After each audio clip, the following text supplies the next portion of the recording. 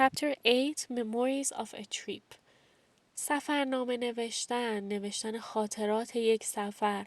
بعد از یاد گرفتن این چپتر شما خیلی راحت میتونید شروع کنید به نوشتن خاطرات یکی از سفرهای به یاد ماندنیتون و خیلی راحت به انگلیسی بتونید یه پاراگراف در مورد یکی از سفرهایی که قبلا داشتید بنویسید.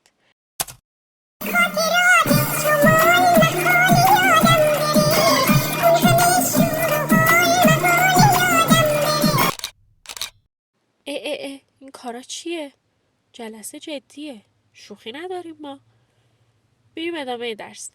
یه پاراگراف از یکی از سفرهاتون بنویسید. بعدش بیاید ببینید اصولیش چجوریه. با یه خودکار رنگ دیگه اشتباهاتتون رو اصلاح کنید که یه مدل داشته باشید دیگه مثل همیشه.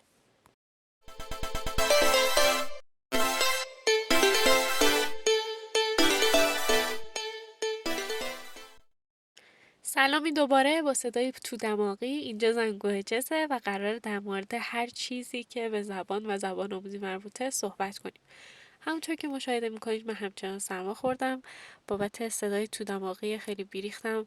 ازتون معذرت میخوام. دیگه کارش نمیشه کرد. تحمل کنید. ببخشید. و اینکه سفرنامه‌هاتون رو نوشتین. بریم مطمئن باشم بریم سراغ دیدن مدل ها. اگر نوشتید ادامه ویدیو رو ببینیم. اگر ننوشتید پاس کنید، خجالت بکشید، برید بنویسید. توی درس قبلی میومدید در مورد یه سری اتفاقات مهم توی زندگیتون مینوشتید.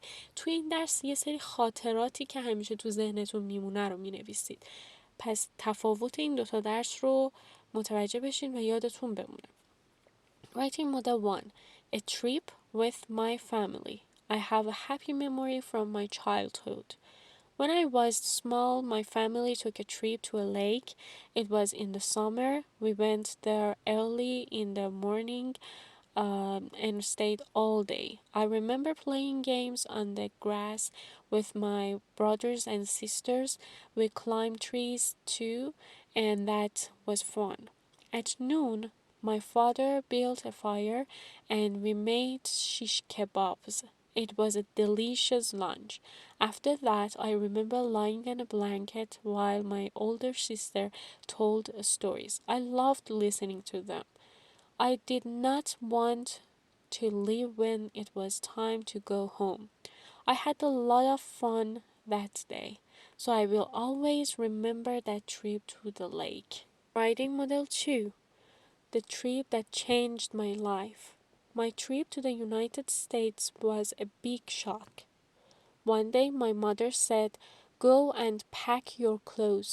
Tomorrow we are going to New York. We are going to live there." The news was a complete surprise to me. I went to my room and sat on the bed for a long time. Then I called my best friend. The next morning my mother and I got on a plane. I remember sitting next to the window and looking down on my city. I remember feeling scared about my future. After we landed in New York, my aunt picked us up, and we went to stay with her. My life changed overnight. I will never forget that trip. قسمت looking at vocabulary در مورد word families میگه وقتی که کلمه ای رو خواستید یاد بگیرید سعی کنید تمام word family‌هاش هم یاد بگیرید یا حداقل چند تاشو یاد بگیرید. اینجوری دایر لغتتون خیلی گسترش پیدا میکنه. مثلا وربش میشه forget، adjectiveش میشه forgettable یا unforgettable. یا بعدیش nounش میشه memory، خاطره. verb میشه remember، به یاد آوردن و adjectiveش میشه memorable، به یاد موندنی. پس اینا رو اگر یاد بگیرید شاید با یک کلمه یا عالمه صورت و حالت دیگهش رو هم یاد گرفتین. اینجوری خیلی سریعتر یادتون میمونه، دایر لغتتون هم خیلی گسترش پیدا میکنه. پس میگه حتما این word family ها رو هم با یک کلمه یاد بگیرید. مموری رو میگه که هم مفرد میتونه بیاد هم جمع میتونه بیاد. مفردش میشه memory، جمعش میشه memories، آخر وایش حذف میشه به IES موقع جمع تبدیل میشه. I have a vivid memory of that trip. این حالت مفردش و that song brings back fond memories of the summer of 2004. پس هم جمع میاد هم مفرد میاد، به خاطرات برمیگرده. forget میشه فراموش کردن، remember میشه به یاد آوردن، پس متضاد همدیگن از لحاظ معنایی. بعدش میتونه noun بیاد، مثلا I remember my first trip to the ocean. my first trip اسمه. I will never forget that experience این هم اسمه. یا پس بعدش noun میاد یا an object pronoun ضمیر مفعولی میاد. I remember him clearly. him. I will never forget her. forget her. object pronoun اومد بعدش. بعد از این دوتا فعل gerund هم میتونه بیاد. I remember seeing the city lights from the plane. seeing. I will never forget saying goodbye to my friends. forget, saying, remember, seeing. Organization امروزمون در مورد concluding sentence هست. اون جمله نتیجه گیری که آخر میاد. بهش finishing sentence, completing sentence هم میگن. و اینکه نظر پایانی نویسنده درباره تاپیکه که حالا یا میتونه کلمات تاپیک رو دوباره بیاد تکرار کنه همون جمله بندی، یا اینکه بیاد کلاً از یه جمله بندی جدید استفاده کنه و نظر خودش رو بگه، پرسونال کامنت بذاره و باعث میشه که کانکت اینفورمیشن اتفاق بیفته، یعنی که اطلاعات به همدیگه وصل بشن و منسجمتر با یه حالت جمعی و کلی‌تر توی کانکلودینگ سنتنس آورده بشه. پس کانکلودینگ سنتنس کارش اینه که بیاد اطلاعات رو جمع کنه و توی یه حالت نتیجه گیری در آخر پاراگراف یا حالا متنتون بیان بشه. اولین مثالش اینه. When I take a long trip, I prefer to go by train. The seats on trains are very comfortable. They give me enough space for my legs. I like the big windows on trains too. I enjoy looking out at the views, especially in the country. I also like being free to leave my seat. I can stand up and walk around on the train when I want to. These are just a few of the reasons why I like to travel by train. دیدین همون جمله رو اومدش یه جور دیگه بیان کرد و همون جمله تاپیک سنتنس رو تکرار کردش. حالا یه مثال دیگه براتون توی اسلاید بعدی گذاشتم که این مدل رو بیایم بخونیم. The first and only trip by the Titanic is a well-known story. این تاپیک سنتنسشه.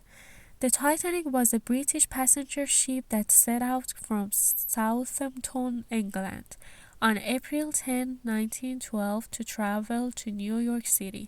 It carried some of the richest people in the world, many of them famous. It also carried over 1,000 much poorer people who were hoping to build better lives in North America. On the night of April 15, the Titanic hit an iceberg and sank, killing 1,514 people.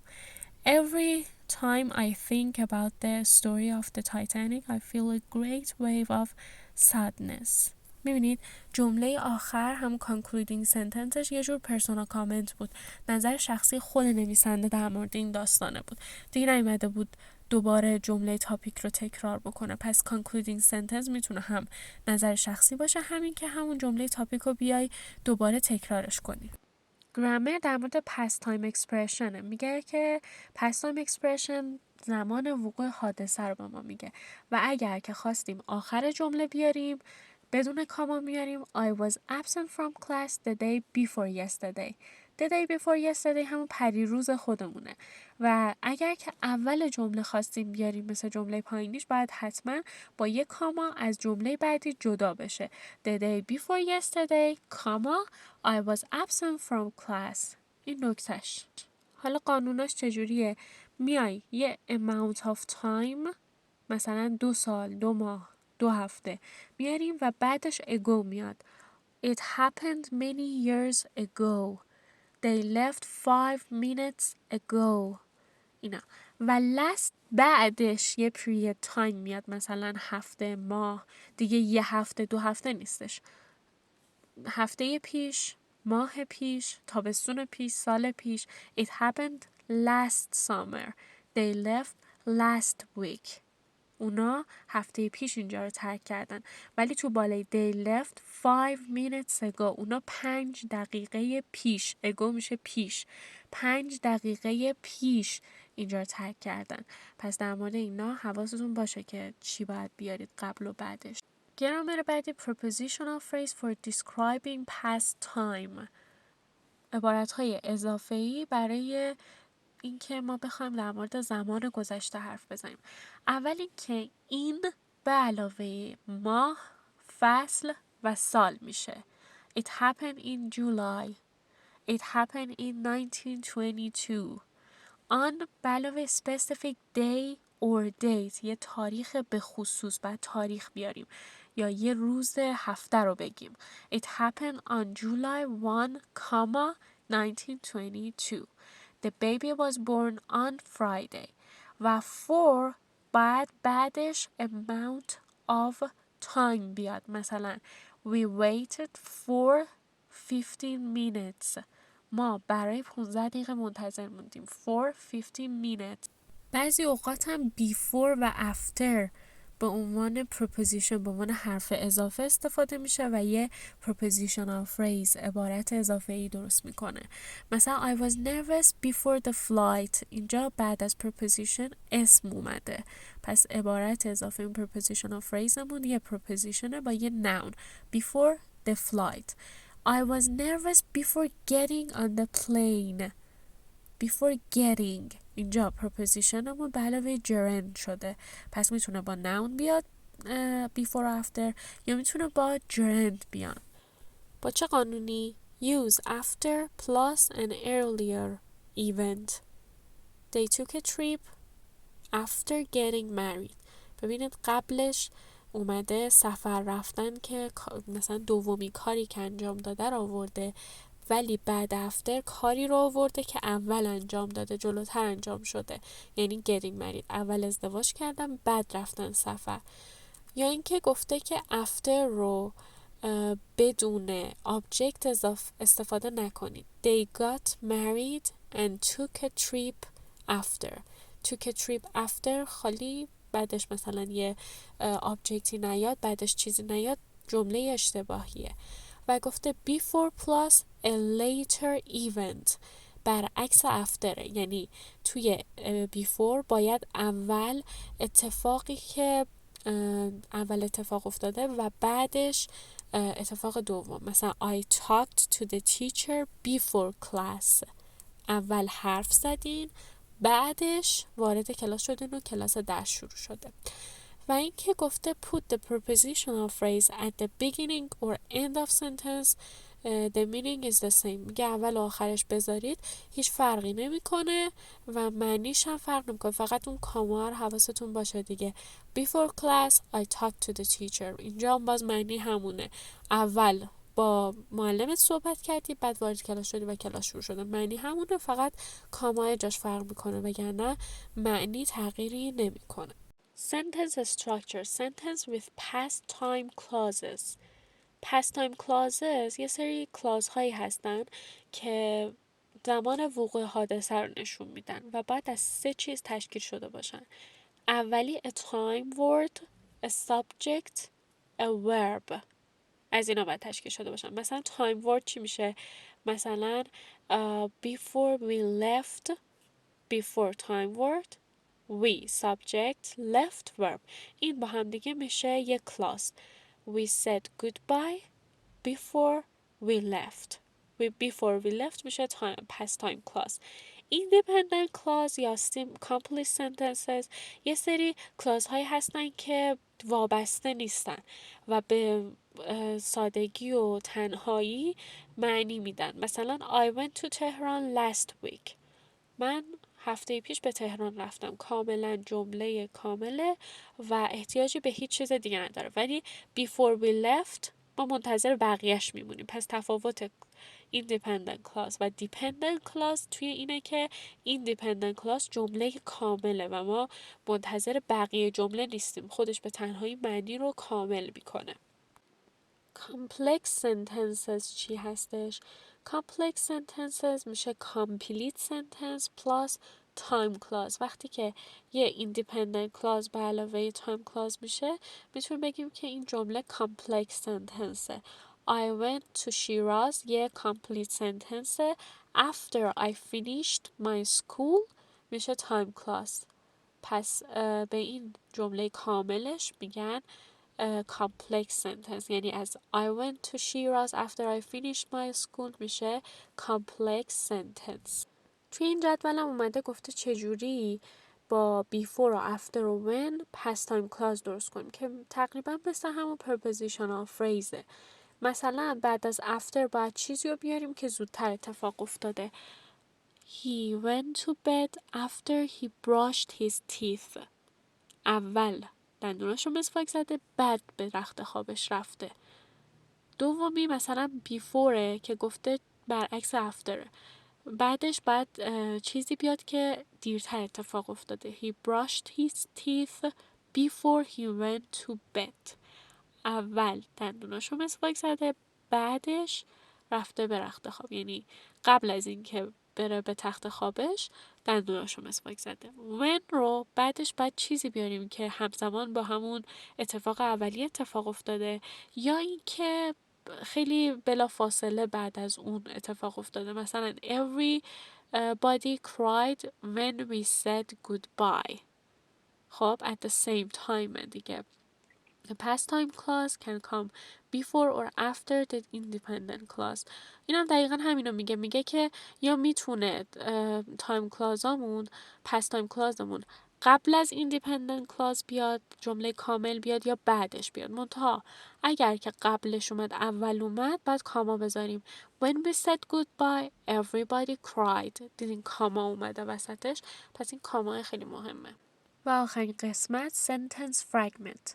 fragment یعنی یه تیکه از چیزی و sentence fragment میشه تیکه جمله. یه تیکه جمله که مثلا یه تیکه جمله مثل همین تایم کلاز ها هستن، جمله کامل نیستن، یه تیکه از جمله. مثلا after I checked my bag یه فرگمنته، سنتنس کامل نیست، ولی I went through airport security این independent clause complete sentence یه جمله کامله. حالا دو راه داریم برای اینکه یه فرگمنت رو تبدیل بکنیم به یه complete sentence و یه جمله کامل. اولش این که بچسبونیمش به یه جمله کامل و یه complex sentence بسازیم. مثلا after I checked my bag I went through airport security که چون حالا تایم کلازمون اول اومده کاما گذاشته. یا اینکه یه جوری تغییرش بدیم که تبدیل بشه به complete sentence. چجوری تغییرش بدیم؟ مثلا بگیم first I checked my bag. اینجوری جمله کامله دیگه. First I checked my bag. اول کیفمو چک کردم. منتظر بقیهش نمیمونیم، ولی این که بگیم بعد این که کیفمو چک کردم، خب مخاطب منتظر اینه که تو بقیه جمله تو بگی. خب بعدش چیکار کردی؟ پس اون فرگمنته. ولی اگر که بگیم first I checked my bag میشه یه جمله کامل یا complete sentence. این هم مراحل جادویی نوشتن که ما تقریبا بعد هر درسی تکرارش میکنیم. طبق این مراحل و اون چیزایی که از اول ویدیو یاد گرفتید بیاید یه سفرنامه جدید بنویسید. اون اشتباهاتی که توی سفرنامه‌ای که اول ویدیو نوشتید و اصلاحش کردید با یه خودکار دیگه، اون اشتباهات رو دوباره تکرار نکنید. و اینکه توی این نوشته هاتون دقت کنید شما میخواید مخاطبتون از متنتون چی بفهمه و چی بخونه. یه جوری ذهن مخاطب رو بخونید. مثلا ممکنه یه مسافرت خانوادگی برید و شما و خواهرتون بخواد سفرنامه بنویسید. خواهرتون ممکنه از مسیر لذت ببره و بخواد مخاطبش از مسیر سفر بخونه و اون از مسیر سفر آگاه بشه. ولی شما میخواید از مقصد و کاری که انجام دادید بنویسید و مخاطبتون مقصد سفر شما رو بنویسه. پس این خیلی مهمه که شما میخواید کدوم قسمت از سفرتون رو به اشتراک بذارید یا اصلا شما میخواید مخاطبتون از نوشته شما چی متوجه بشه. پس این خیلی مهمه که توی هر نوشته‌ای بهش دقت کنید و به جمله concluding sentence هم دقت کنید دیگه که concludingتون رو میخواین نظر شخصیتون باشه یا اینکه دوباره تاپیک سنتنستون رو میخواین دوباره توی concluding تکرارش بکنید.